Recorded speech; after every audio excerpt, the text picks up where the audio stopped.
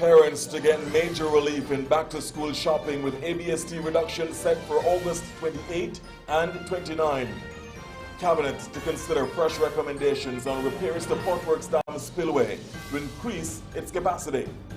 Coroner's inquest to be held into the death of inmate Rashawn Shabazz following incident behind prison walls last month. And Forbes magazine hails strong sense of community surrounding Antigua's Carnival. Those are the major stories this evening. The news in detail starts right now.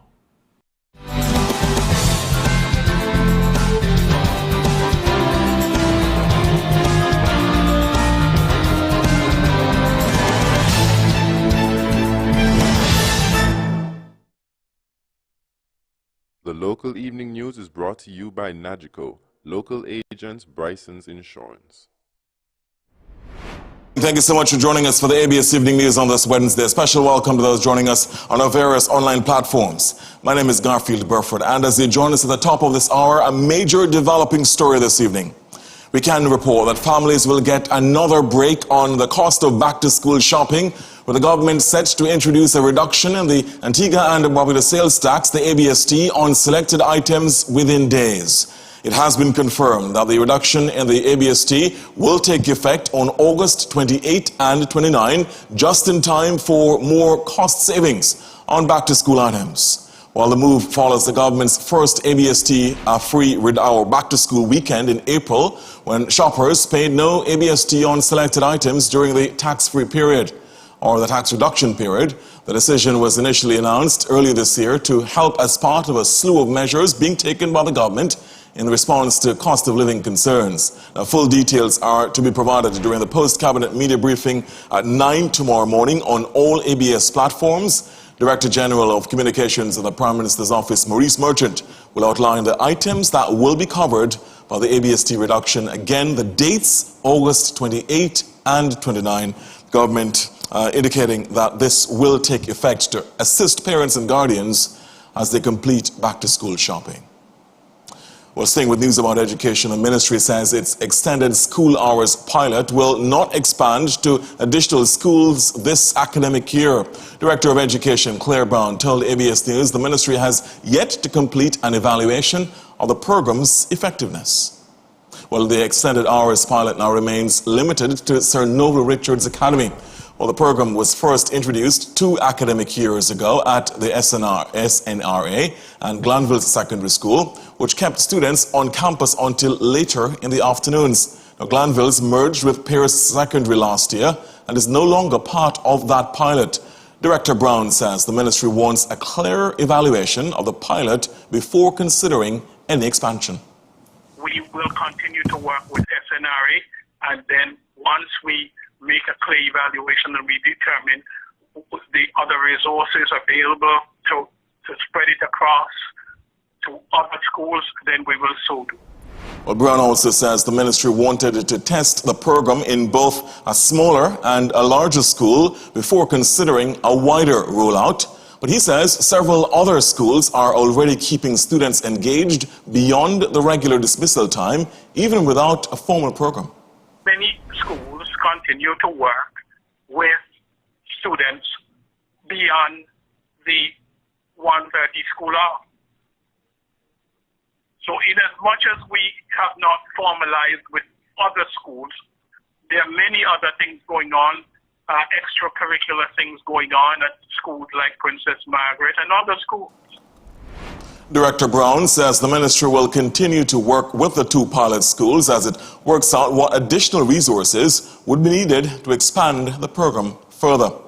And more news about education, because the Caribbean Examinations Council, the CXC, is raising the alarm on a sharp increase in examination irregularities, with cases jumping from 80 last year to 128 in 2026, including concerns over the misuse of artificial intelligence, or AI, and non-submission of school-based assessment, or SBAs, among other matters. Director of Operations at the Caribbean Examinations Council, Dr. Nicole Manning, says this is not a good image. As candidates who commit an irregularity, have any of those misconducts, their grades are either cancelled or they're disqualified. And We saw quite a bit of this year, not only from an individual candidate, but candidates doing the same thing over and over. Dr. Manning also identified the use of unauthorized devices, collusion, unauthorized materials, and the misuse of AI as among the top issues facing the regional examinations body this year. We have never had this before. This is new. So it is critical for us to understand that similarly, like we did in terms of the AI policy framework, and happily to know that Anguilla has done their own national policy, the Caribbean Examinations Council did standards and guidelines for the use of artificial intelligence in our assessments. Meanwhile, over 3,000 candidates who registered for the Caribbean Advanced Proficiency Examination, or CAPE, during the May-June sitting did not complete their examinations. Director of Operations at CXC, Dr. Nicole Manning, says while absenteeism is declining, it remains a major concern. Now, what does this mean for candidates? A candidate who is absent has no opportunity to be graded because they have missed a component and cannot be graded. So that candidate would have lost out on that opportunity. Dr. Manning says the situation is even more concerning at the Caribbean Secondary Education Certificate, or CSEC level. Take a listen. At 32,403 candidates not turning up for exams is something that the education system across the region has to be concerned about. It is something that the Caribbean Examinations Council is concerned about, and we are working very hard to encourage our candidates to turn up. Parents, guardians, turn up. We are encouraging our educators to encourage these students to turn up. We have done many surveys, and the surveys tell us that sometimes candidates just feel that they're unprepared and decide not to turn up. This is not a reason to be absent. Just try. A developing story at this hour: Cabinet will be considering new recommendations on repairs to Potworks Dam, potentially allowing the reservoir to retain an additional 800 million gallons of water. Now here is that update from Public Utilities Minister, Honorable Melford Nicholas. I haven't even been able to disclose it yet to the Cabinet. I got the report today, dated yesterday's date, from the Cuban engineers as to what we're going to have to do to fix the leaking spillway. And the spillway is leaking because there was seepage underneath the original spillway that was done, which caused the build-up spillway to falter because the soil from underneath was eroded. Now, he says the report is complete with technical drawings and other engineering details and would now require the government to estimate the cost. The minister says he would like the process to be done quickly to rectify the leakage issues at the country's main reservoir. When I took control of the helm of APUA, I discovered that there was a 25-year leak on the southern spillway, which meant that the dam could never really be filled. So we were not getting the benefit of 2 billion gallons stored in the dam. But that leak would date back to the time when even V.C. Bird was Prime Minister. And so it had really defeated not only that administration, there were the prior. Minister Nicholas, who was speaking on the Taking Stock program on PBN last night, also explains that consideration is being given to creating other dams across the country. Certainly in the Bendels and the Breakneck area, there is an opportunity for us. There's a whole stream. When I was going to Hill School back in the 70s, I remember Mr. Henry had written a geography book, and the closest that Antigua came to a river was the Bendel Stream. It always has water. Carnival has caught the attention of Forbes magazine, with the international publication taking a closer look at what sets the festival apart from others across the region. Here's more, because in his latest feature on the summer festival, contributor Baz Dresinger points to Antigua's homegrown soca, the energy of Juve, and the strong sense of community surrounding the celebrations. The article also notes the relative accessibility of several major events, While praising the way the festival continues to showcase its own cultural identity alongside the growing Fete experience. The feature provides fresh international exposure for Antigua's Carnival, just as organizers begin looking ahead to the festival's 70th anniversary in 2027. Join ABS during subsequent newscasts when we'll be hearing reactions from the festival's commission to this Forbes magazine article, and also looking ahead to Carnival 70 next year. Now, for families already struggling with the cost of living, the Social Protection Board is preparing to help ease that pressure with school supplies and other essentials for more than 1,000 children. The annual back-to-school giveaway takes place tomorrow, Thursday, from 10:30 a.m. at the grounds opposite the Rising Sun. Well, actually, at that grounds opposite Rising Sun, the board says it has been hearing from potential beneficiaries since June. Secretary Janique Thorpe says the assistance will include shoes, school bags, and other essential supplies. But we also have essential school supplies. We have our pens, we have our pencils, we have some calculators for the older children, we have our rulers, we have geometry sets, because I know that's very essential in math now. Big ticket we have very decorative pencil cases. I know the girls will love their aesthetics nowadays. I'm one of them, and they're very pretty. We have so many school supplies for all ages, so anybody who needs and is able to come, you should come. Operations Manager at the Social Protection Board, Mary Baltimore, says organizers are introducing a one bag per child rule this year. From the previous years, persons would have walked with several bags. 10, like I said, 20 bags and those kind of things. So we're asking parents to actually bring the children. It's going to be a bag per child. Now, the board says last year's giveaway provided more than 1,000 school bags and supplies, and it hopes to assist at least that many children again this year. So again, that takes place tomorrow, starting at 10:30 in the morning. In other news now, a coroner's inquest will be carried out into the death of Rashawn Turtle Shabazz. That's the update this evening from Attorney General and Public Safety Minister Honorable Sir Steadroy Benjamin. Well, more on this because Shabazz's father says a planned picket will still proceed as the demand for an independent investigation continues. Our Rakiba Parissio has the very latest. We don't trust that process. However, we await.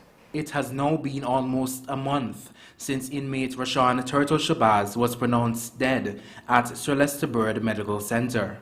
Shabazz, who suffered from schizophrenia and bipolar disorder, had been at His Majesty's prison for less than a year at the time of his death. An attempt to transport him to the medical station for an evaluation on the morning of Thursday, 23rd July, left him unconscious, then later unresponsive, and by 11:37 that morning, pronounced dead. Preliminary investigations indicate Shabazz was due to be taken to the medical station following his refusal to take his psychiatric medication for several weeks. However, according to a report filed by Prison Superintendent Lieutenant Colonel Trevor Pennyfeather, Shabazz, wielding a 2x4 length of wood broken off from a bunk bed, barricaded himself into his cell, uttering threats to anyone who attempted to enter. His father, Khalid Shabazz, argues his son should not have been in His Majesty's prison in the first place. This is something that I was cajoling and advocating for a very long time, since he had a court order in place for him to be placed at Clearview because of his mental condition. One of the excuses is the fact that they're saying that at prison there's a section or areas in which they can take care of mentally ill patients. We've received a lot of information that that's not quite so. Attorney General and Public Safety Minister the Honorable Sir Steadroy Benjamin says the coroner's inquest will allow for complete transparency, but Shabazz is agitating for an independent investigation. This was not Rashawn Shabazz's first interaction with police. Shabazz was an inmate at His Majesty's prison several times. In an altercation with police in 2023 while released, he was shot several times. 6 times. He was shot with rubber bullets, but he was also shot with live rounds, so much so that one of his kidneys, he's only left with one kidney. No official statement was made to the family other than the fact that an investigation is being conducted. Up until now, No official report has come out on that. The father of the deceased inmate is calling for resignations of Prison Superintendent Lieutenant Colonel Trevor Pennyfeather and Public Safety Minister the Honourable Sir Steadroy Benjamin. Shabaz's supporters intended to picket His Majesty's Prison and later the office of the Attorney General Thursday morning. Rakib Aparisi reporting for ABS News. Meanwhile, Prison Superintendent Lieutenant Colonel Trevor Pennyfeather says police were instructed to use minimal force when extracting the inmate from his cell. The prison superintendent's report, addressed to Attorney General and the Public Safety Minister, Honourable Sir Steadroy Benjamin, says Shabaz was due to be taken to the medical station following his refusal to take his psychiatric medication for several weeks. However, the report says Shabaz, wielding a 2x4 length of wood, barricaded himself in his cell, uttering threats to anyone who attempted to enter.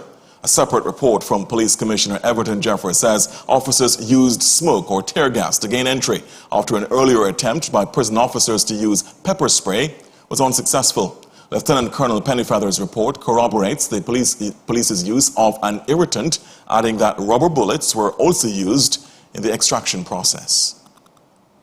Well, police are investigating a series of apparent acts of vandalism involving at least 3 public sector buildings along Independence Drive in St. John's. Here's the very latest on this developing story. The glass doors of the Antigua Public Utilities Authority, the Treasury Department, and the Antigua Barbuda Social Security Board were all damaged.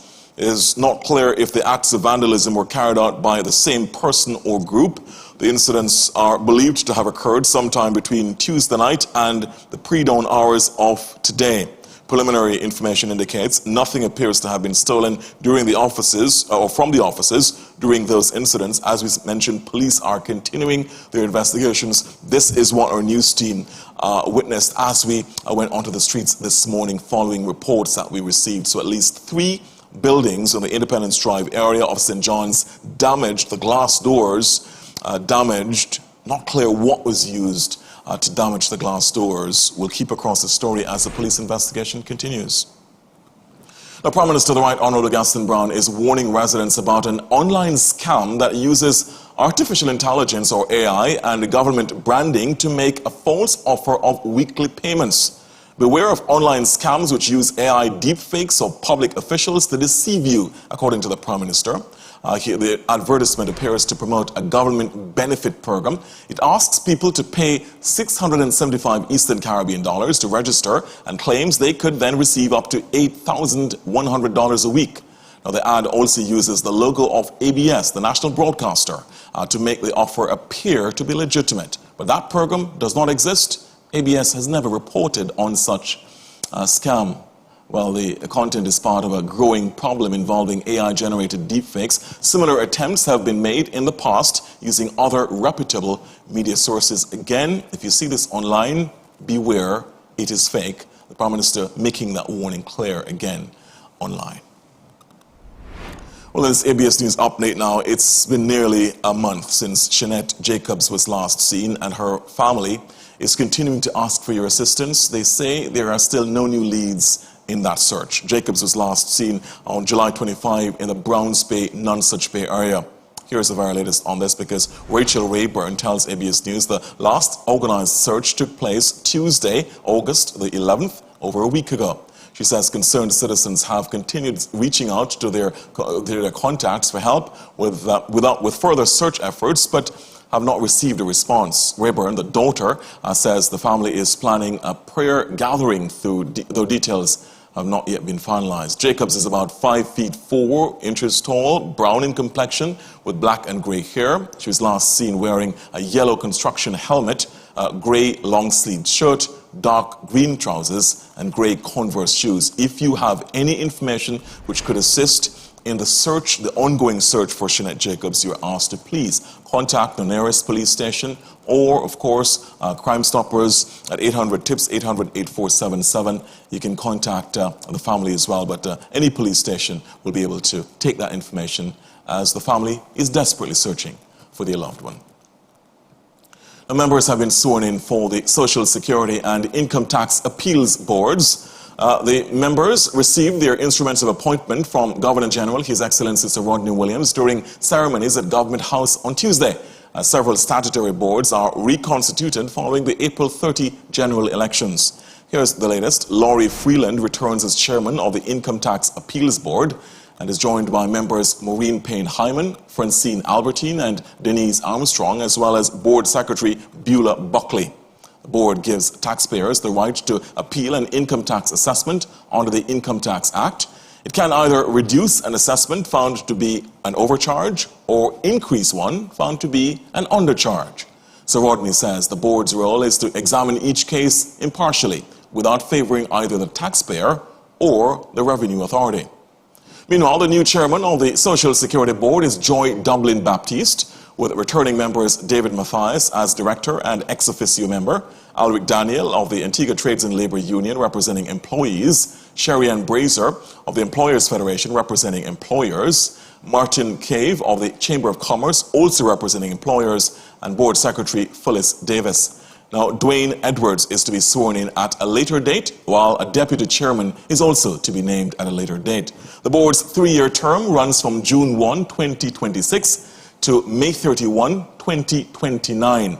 The Governor General urged the members of the Social Security Board to be diligent, independent in their judgment, transparent in their deliberations, and always conscious that the decisions, quote, you make affect the dignity and security of thousands of Antiguans and Barbudans, end quote. Well, preparations for this country's historic hosting of the Commonwealth Heads of Government meeting in November are ramping up, with just over 2 months left before this country welcomes members of the Commonwealth. Of course, it's a 56-member grouping. Antigua, Barbuda, and 55 other nations come together within that voluntary intergovernmental group to discuss crucial matters of such as trade, investment, as well as democracy, and the importance of addressing climate change, for example, as well. We'll keep across this story for you as well, because the very latest is that Minister for Foreign Affairs, Trade and Immigration, Honorable E.P. Chet-Green, toured several venues this week, including the American University of Antigua, AUA, which will host the Heads of Government meeting itself. Minister Green says the university has requested additional support services ahead of CHOGM, which will be presented to Cabinet. The minister says the upgrades being made for the summit will benefit the country long after the event is over. Take a listen. We're not doing it for CHOGM, because every wall that is painted, every crack that is fixed with CHOGM as the driver is a wall that is fixed and a wall that is painted for us after CHOGM. Green says security forces have already conducted 2 simulation exercises. Of course, those were Operation or Exercise Stronghold and Exercise Resilience. That was the most recent one, with more expected in the coming weeks as the task force continues its planning. And the very latest is that don't miss the road to CHOGM this evening at 8, right here on all ABS platforms. For more on the country's preparations to host the Commonwealth Heads of Government meeting in November, starts November 1 to 4. So today marks 74 days to the start of CHOGM. We'll be hearing from Minister E.P. Chet-Green, as well as Jamaica Carbon, who is the venue's lead for the CHOGM task force. We'll also hear from Desley Gardner of the National Parks Authority, and Dr. Ezra Jonah Green, the president of the Antigua Barbuda College of Advanced Studies, or ABCAS, all ahead on a special edition of the Road to CHOGM, brand new edition, starting right after the news ends at 8. This developing story now, and an update to a story that we've been reporting. Antigua Cruise Sport is in the running for a top regional honor after being nominated for Caribbean's Best Cruise Terminal at the 2026 World Cruise Awards. Antigua Barbuda has also received a second nomination, this time for Caribbean's Best Cruise Destination for 2026. Marketing and Communications Manager at Antigua Cruise Sport, Elijah James, says the team is extremely delighted with those nominations. He describes it as recognition of the strategic partnership between the government of Antigua and Barbuda and Global Ports Holding, or GPH. Thanks to that, we are able to accommodate some of the world's largest cruise ships, thanks to the addition of the 5th berth. And with our new purpose-built cruise terminal that was launched in January, we are able to continue to support the growing home porting demand that is happening for us as a destination. And more so with the upland development we're seeing the transformation of the waterfront experience.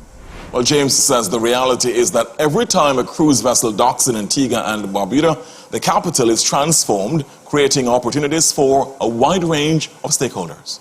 This is one of the reasons why we want to encourage Antiguans, whether you're at home or abroad, if you're one of our cruise or tourism partners, even if you're a passenger who has visited the island and you just love the experience you had here in Antigua and Barbuda, we want you to visit World Cruise Awards and give us your vote, show us your support. You know, General Manager of Antigua Cruise Port, Gaspar George, says the nomination recognizes not only the port's infrastructure, but also the people who help deliver the visitor experience, including taxi operators, tour guides, vendors, merchants, restaurants, and other tourism partners. Well, voting closes on Friday, August 21. That's this Friday, coming up as well. Well, we're following this developing story as well as the Atlantic hurricane season gets into its most active period. Antigua Barbuda is joining a regional push to bolster national monitoring capabilities. Take a look at these pictures. The country received 3 SOFAR ocean data buoy stations on Tuesday through the strengthening of institutional capacity for a resilient Caribbean coastal and marine environment, or ARCAM project. Well, it's being managed by the Caribbean Institute for Meteorology and Hydrology, or CIMH, with financing provided through $1.5 million in grant funding from the Caribbean Development Bank, the CDB. A team made up of representatives from Antigua Met Office, the Defense Force, Fisheries, and the CIMH were out on the water deploying the first of the 3 buoys. Now, the remaining 2 will be deployed tomorrow. Well, that's on Thursday. The first buoy is situated in the open waters between Antigua and Barbuda. A second buoy will be to the west of Barbuda, and the final will be deployed near to Green Island in the east. The Minister of State within the Ministry of Civil Aviation, the Honourable Michael Freeland, says, quote, the buoys will provide near real-time marine and meteorological data to strengthen weather forecasting, climate monitoring, coastal hazard assessment, maritime and aviation safety, and our multi-hazard early warning system, end quote. Well, one of the 3 buoys, as I said, was deployed this morning. The other 2 will be deployed tomorrow. Of course, we'll keep across that story. When we come back, much more of the stories that we're closely following for you this evening, including this one. Antigua Barbuda's own Abigail Piper is officially delegate number 1. We'll tell you which pageant that is, coming up right after the break. And a bit later on in sports, joy for Antigua Barbuda's young Bena boys. They defeat Turks and Caicos Islands 3-1. They had to come from behind to do it. We'll show you the goals later. But first, the break ahead of more national news. You're in tune with the ABS Evening News on air and online. Stay with us, please. At Nagico, the things that matter to you matter to us.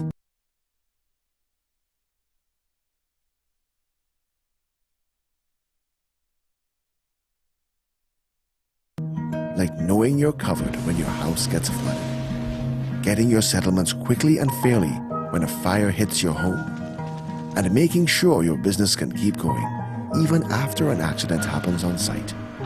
At Nagico, we're about much more than just insurance. We're about the big things and the small things that mean everything.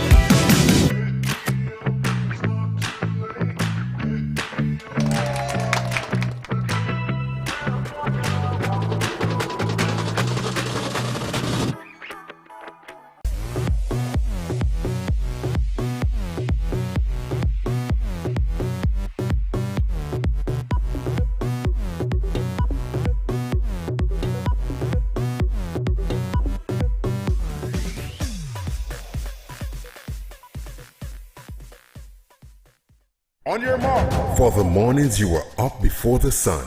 Get set. For the nights you stayed longer than everyone else. And for the moments you pushed yourself beyond what you thought was possible. ECAP is here with you to help you cross the finish line. Introducing the ECAP Game Changers Scholarship, a one-time grant of 25,000 Eastern Caribbean dollars for one exceptional student athlete in track and field, football, or swimming who has received a partial scholarship to study abroad. If you are a resident of Antigua and Barbuda, aged 14 to 21, and entering your first year of study, this is your moment. Get recommended by your coach, write your 500-word essay, and apply today.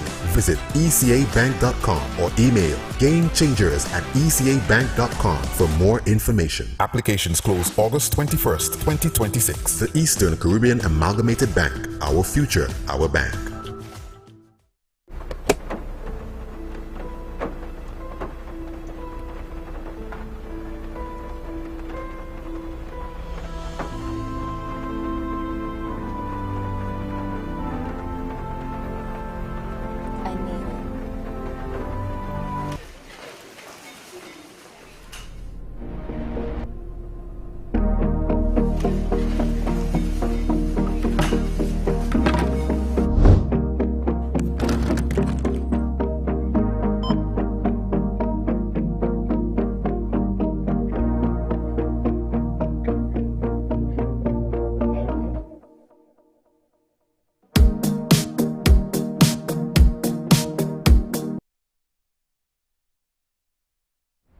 Thanks so much for staying with us. You're in tune with the ABS Evening News on air and online. More national news now. Antigua Barbuda's own Abigail Piper is officially delegate number 1 in the Miss Caribbean Beauty and Intelligence pageant.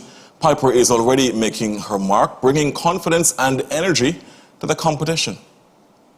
Well, she also shared a light-hearted moment with the reigning Miss Caribbean Queen 2026, Emerald Tisson of St. Lucia, highlighting the spirit of sisterhood and Caribbean unity. The Miss Caribbean Beauty and Intelligence pageant, to be held in Guyana on August 22, is a relatively new regional pageant created to showcase Caribbean women while putting emphasis on more than physical beauty, particularly intelligence, confidence, talent, cultural pride, leadership, and personal development. Piper was first runner-up for Queen of Carnival 2025. Certainly wish her all the best indeed. Well, young artists across Antigua and Barbuda are being encouraged to pick up a paintbrush for a good cause. Well, JCI Antigua, in collaboration with the Senator Leandra James Cancer Awareness Campaign, is hosting the Art with a Heart Childhood Cancer Awareness Art Competition. The contest is open to students between 5 and 18 years old who will compete in 3 age categories, 5 to 9, 10 to 14, and 15 to 18, with one winner selected from each of those categories. Organizers say artwork must incorporate the Yellow Childhood Cancer Ribbon and be submitted as original, hand-done pieces. Computer-generated images will not be accepted. Admission is free, and interested students can register online with submissions due by September 21. Well, a group of almost 30 young volunteers have completed the inaugural edition of Hopeful Hearts Foundation's Summer Impact Series. The volunteers spent almost an entire month giving back to communities and participating in outreach activities. It's the brainchild of Hopeful Hearts Foundation's founder, Christine Louisa. Here is Janaya George describing her experience as a participant. She's photographed alongside the foundation's founder. Take a look. Every event taught me something new. From joining prevention, teamwork and communication, leadership, and just seeing life from different perspectives. The way how Christina designed this program made it so that we could learn real-life skills while still having fun. And this combination of growth, friendship, and giving back kept me coming back every single time. Louisa is the current National Youth Ambassador of Antigua and Barbuda. That story taking us out of a look at national developments. Up next, the weather report and forecast. Joining us this evening is Sharissa Humphreys. Sharissa will tell us whether or not we're back to regular programming, I suppose you could call it, in terms of the dry, arid conditions, or if there's any respite on the horizon, or whether or not, because we're entering the peak of the hurricane season, whether or not we should be careful what's happening to the east. A lot to talk about this evening. Charissa, good evening to you. What's major? Good evening to you, Garfield, and good evening to everyone watching. Yes, the peak of the hurricane season is approaching. We have some dry conditions around us at this time. However, we still continue to monitor some tropical waves out in the Atlantic. So I'll tell you more about that after a word from our sponsor. The weather report is brought to you by Leeward Islands Hurricane Protection. When the skies are clear and the winds are calm, we often forget how unpredictable Mother Nature can be. But when a hurricane strikes, it's the strength of your home that matters most. Whether you are preparing for your first storm or looking to upgrade your current protection, Leeward Islands Hurricane Protection has got you covered. Our expert team handles everything from custom design to professional installation, ensuring your home is as strong as it is beautiful. Call today for a free consultation. Leeward Islands Hurricane Protection, built strong to weather any storm. And welcome back. If we take a look at our satellite imagery from today, of course we had that tropical wave that passed us yesterday. It gave us some nice thunderstorms and a little bit of passing showers over the area. However, this tropical wave has moved way past the region and is now over Hispaniola, and over us now is a dry high pressure system that's bringing a little bit of dust and a lot of hot air over the islands for today. If we look further out to the east, we have two tropical waves that we're monitoring. They're still embedded in that dust, of course, and a lot of dry air, so we're not expecting much development from them over the next few days. However, some showers may be on the horizon over the weekend. For tonight, we have a 20% or slight chance of showers with partly cloudy skies, winds out of the east at 8 to 17 miles per hour, and our nighttime lows will stay warm at 26 degrees Celsius or 79 degrees Fahrenheit. For tomorrow, we have similar conditions, partly cloudy skies. Our temperatures will reach a high of 34 degrees Celsius or 93 degrees Fahrenheit. So remember to stay hydrated, especially during those hot peak hours in the afternoon. Winds similar out of the east at 8 to 17 miles per hour. For our seas, we are seeing some wave heights of 4 to 6 feet, a little bit choppy winds on the open waters, so small craft operators are advised to exercise caution when navigating over the open waters.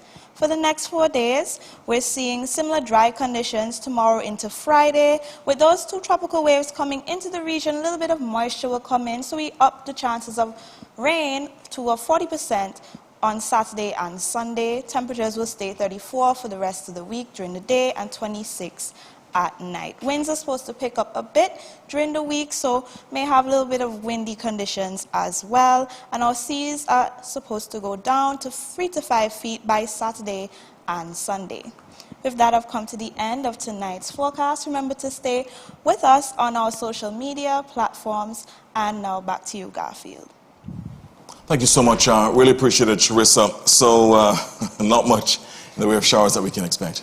Not much, not much. That Saharan dust, that dry air is still in the region. So they say the enemy of my enemy is my friend. I'm wondering whether or not it's too much of a good friend, this Saharan dust, because it's drying out everything, it seems. yes, it is, but we're still approaching the peak, so stay vigilant, of course. Absolutely. We cannot let our guards down at all. Charissa, thank you so much. Really appreciate it. Charissa and her colleagues always ensure that we are the place for timely and credible updates on your forecast, whatever the vicissitudes of the weather may be, and especially as we get towards the peak of the Atlantic hurricane season. All right, we'll take you to a look at news overseas next. You have to stay with us for that because we have some major developments that we're tracking both in the region and beyond. Firstly, in the region, Guyana's opposition leader Azruddin Mohammed facing potential high court defamation proceedings from Sigma Engineers Limited. We'll tell you what's that all about, that developing legal brouhaha. And a bit later on, in international news, US President Donald Trump says he plans to meet North Korean leader Kim Jong-un later this year. We'll hear the very latest on this development next. Stay with us. ACB, drive to 70. With ACB, we know BYD SUV. It's been 70 years, let's celebrate. Our legacy strong, our future's great, yeah, yeah. Every loan, every tap that you do brings that BYD SUV closer to you. Drive to 70, let we celebrate. ACB strong.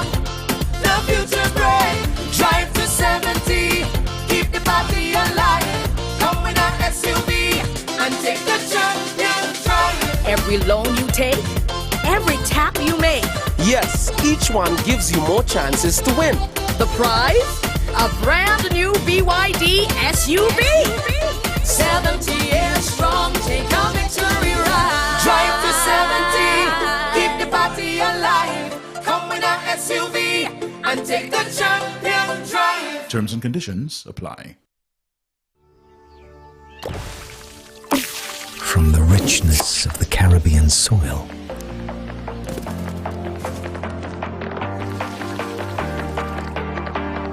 fresh, pure, naturally powerful. from wholesome roots to irresistible crunch.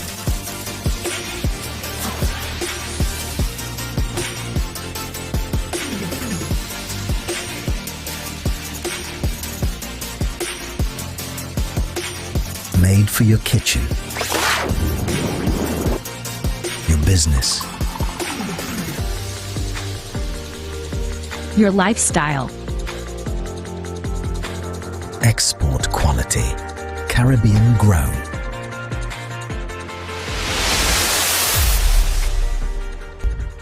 Crispa, real Caribbean, real flavor.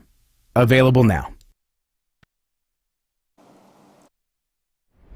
Welcome back. Thank you so much for staying with us. Time now for a look at news overseas, starting in the region and in Guyana, where opposition leader Azruddin Mohammed is facing potential High Court defamation proceedings from Sigma Engineers Limited and Mohammed Akhtar Ali, brother of President Dr. Mohammed Irfan Ali, over corruption, procurement and ownership allegations made in a video published on social media.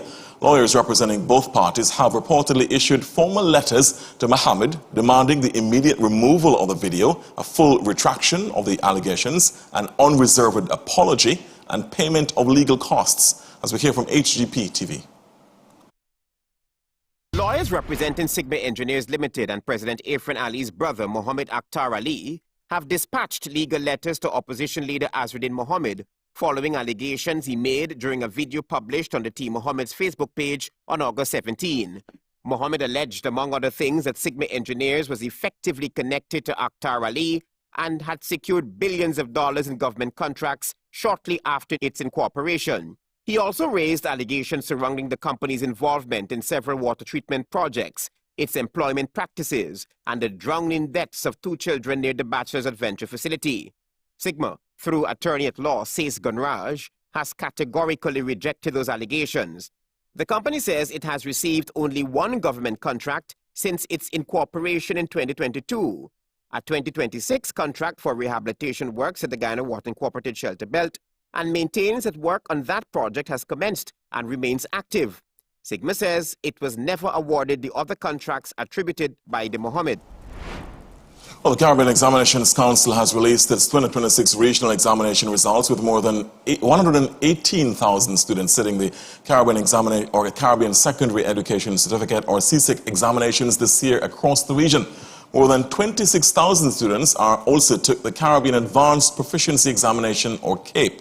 Officials welcomed an improvement in CSEC mathematics, with the regional pass rate rising to 42%, up from 38% last year. The 4 percentage point increase represents a positive development in mathematics performance across the region. Here's more from HDS News Force. For math, the regional percentage being 42%, this is a 5% increase, 4% increase over the previous year. And this is a good story. I don't want anybody to be crying because any improvement in math is a good improvement. And so it's important for us to be happy about that. There's nothing about improvement is improvement. And so 14 territories had 43% to 77% in terms of the above the regional percentage, and 7 territories, had between 30% and 38%. Anguilla was above the regional average. I know that's not where you want to be, but I'm telling you that you are above the regional average. Let's give thanks for that. And let's remind you that coming up tomorrow at 8 in the evening, we'll have a special Education in Prime Time. A special ABS TV presents. We'll be focusing on the performance of students who sat the exams, the May June examinations for CXC, administered by CXC here in Antigua and Barbuda. We'll be having the Minister of Education, Honorable Daryl Matthew. We'll also have the Director of Education. We'll also have the local CXC Registrar joining us, or Nicola Barreto will moderate that discussion at 8 tomorrow evening. More regional news, and Haitian politician and lawyer André Michel is calling for a minimum level of security to be restored in Haiti before elections are held, warning that armed gangs could otherwise seize the opportunity to gain greater political influence. Here's more because Michel, who has previously announced his intention to contest the presidency, made the comments ahead of the arrival of a high-level Organization of American States delegation that includes CARICOM Secretary General Dr. Carla Barnett. In a statement, Michel said Haiti should use the presence of the OAS and CARICOM delegation to reinforce the need for improved security ahead of the long-awaited elections this year. Well, the Eastern Caribbean Currency Union Generative AI and Python Summer Camp is a regional digital training initiative launched by the Eastern Caribbean Central Bank, the ECCB, alongside international partners such as Taiwan. It equips youth aged 13 to 18 across the Eastern Caribbean Currency Union with practical skills in Python AI, data analytics, and multimedia design. Take a look at what was reported by our friends in St. Kitts. The Eastern Caribbean Central Bank, ECCB, with support from the Taiwan International Cooperation and Development Fund, is using its Generative AI and Python Summer Camp to equip young people across the region with the technical and professional skills needed to compete in a rapidly changing digital economy. Now in its third year, the camp has introduced a major new element, giving participants the opportunity to work directly with real businesses and organizations on real-world challenges. For the ECCB, the Generative AI and Python Summer Camp is more than a summer program. It is part of a broader effort to prepare young people for the future workforce and contribute to economic transformation. What the camp does is that it arms our youth to be able to have the competences to compete at a global level in the digital space. And this is what it's all about. If we transform the workforce. This year, participants from across the ECCU are being taken beyond stimulated projects and placed in a real-world environment. For the first time, they're working directly with enterprise clients, including businesses and public sector organizations, to identify problems and develop solutions.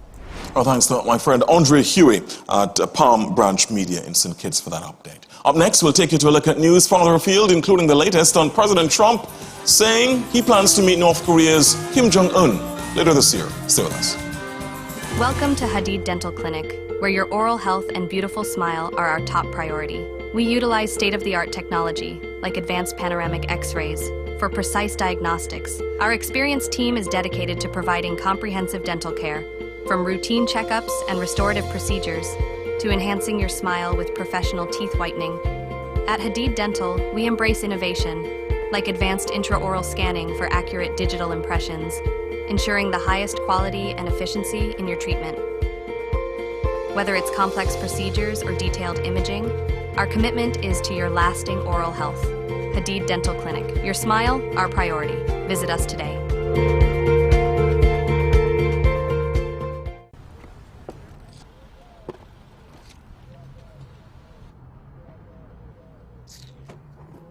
What happened? Listen, I really wanted some pineapples, but it don't seem like if you all accept any card here. No, I don't. All right, next time. Wait, you know you can use ECAP Tap to Pay, right? Tap to what? Yeah, Tap to Pay. You have a phone, right? Yeah, you see your Android phone, your Android tablet, they can be your card machines. You don't need no big terminal. Seriously? Yeah, seriously. You can just call ECAP and they'll sort you out. Listen, I did it for my business and it was the best thing I've ever done. Thanks for the information. Yeah, no problem. Let me show you. With ECAP, your Android phone or tablet is your payment terminal. Call 480-6186 or email cardservices@ecabank.com to apply for our Tap to Pay feature. Tap to Pay.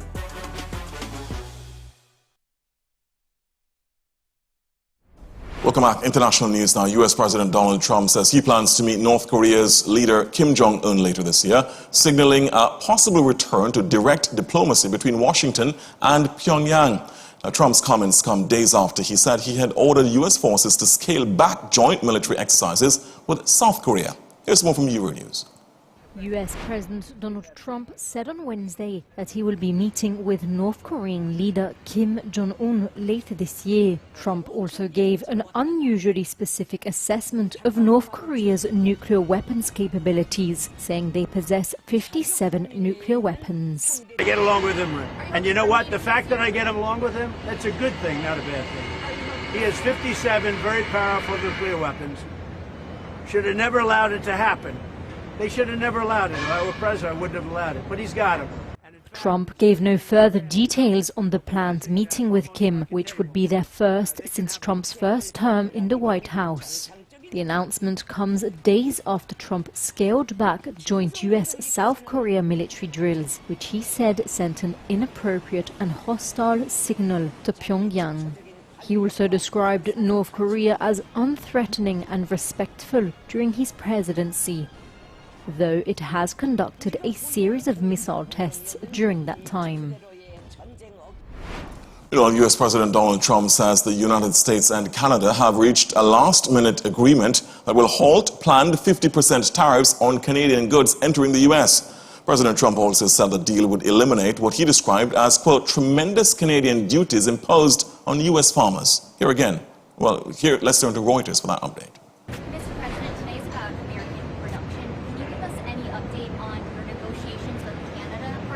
Yeah, we had a very good conversation with the Prime Minister last night, and we've come to a deal with Canada.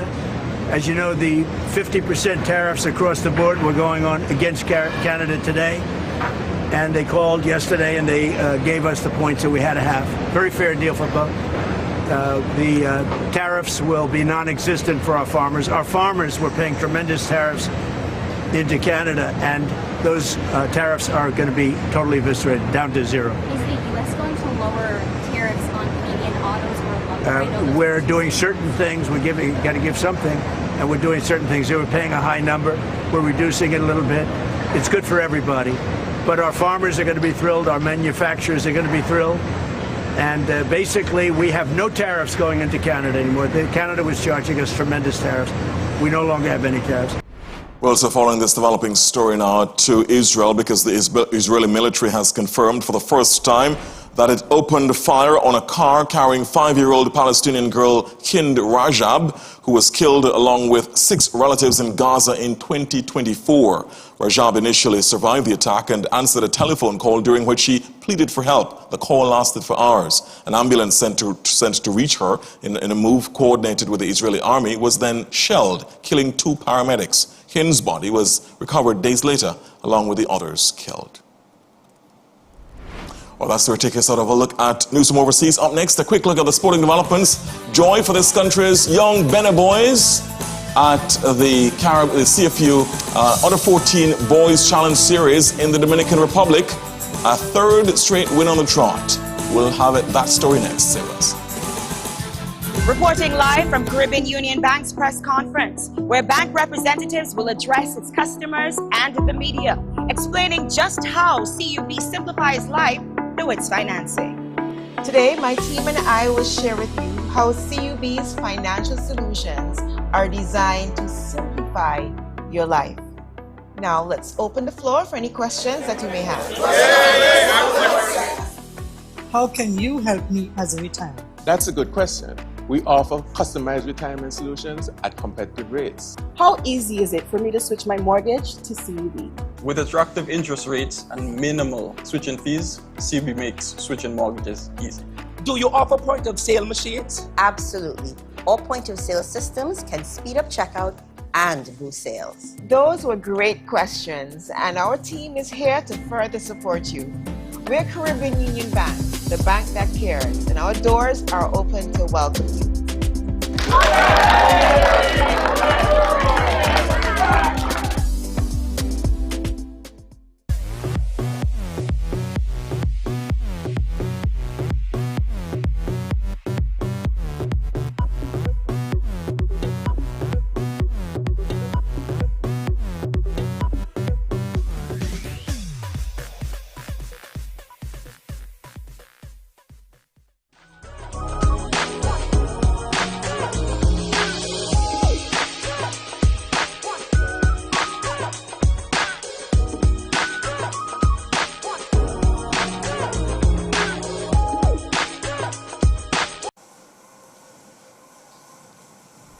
Welcome back. Quick look at sporting news now. Antigua Barbuda's young Benna boys have secured their third straight victory in the CFU Under-14 Boys Challenge Series in the Dominican Republic. Here's more now because they defeated the Turks and Caicos Islands 3-1 this morning after coming from behind. Turks and Caicos Islands took the lead inside the first minute, but Antigua Barbuda gained parity on minute number 25 from Leyland Powell. The young Benna boys then took the lead with a penalty from Khalik Martin on minute 52 before the third goal was added on the stroke of full time by number 9, Tevon Henderson. Look there at some of the goals by Antigua Barbuda's young Benna boys. Take a look at this one. This is on the stroke of, this one, the second one. And of course, there it is coming up. Well, that's the penalty coming up now. Converted, that one was the goal that took them to the lead. Of course, I will show you now on minute number 70. The match is going for 70 minutes. That was the last goal there from Tevon Henderson on the stroke of full time, minute 70. Well, let's turn our attention to cricket now, and player of the match, Keema Paul, powered the Jamaica Kingsmen to a 51-run victory against St. Kitts and Nevis Patriots in the Caribbean Premier League at Sabina Park last night. Well, the Kingsmen were asked to bat first in their last home game at Sabina Park and made a formidable 181 for 6 in their 20 overs. Paul clobbered 65 of just 36 balls with 5 boundaries and 5 maximums, while captain Rodman Powell contributed 49 of 39 balls, smashing 4 boundaries and 3 towering sixes. The Patriots were then dismissed for 130 in 18 overs, with a top score of 37 from Kevin Wickham. Paul was the pick of the bowlers. That's Keema Paul. Again, the pick of the bowlers, taking 3 for 30 in his 4 overs as wickets fell at regular intervals. Andre Russell, they call him Dre Russ or Muscle Russell, also took 2 for 19 from his 4 overs to go along with his quick-fire 14 of 7 balls in the Kingsmen's innings. This is the second win on the trot for the Kingsmen after a 3-match losing streak to start the tournament. The victory lifts them from the bottom of the CPL 2026 points table straight to second place.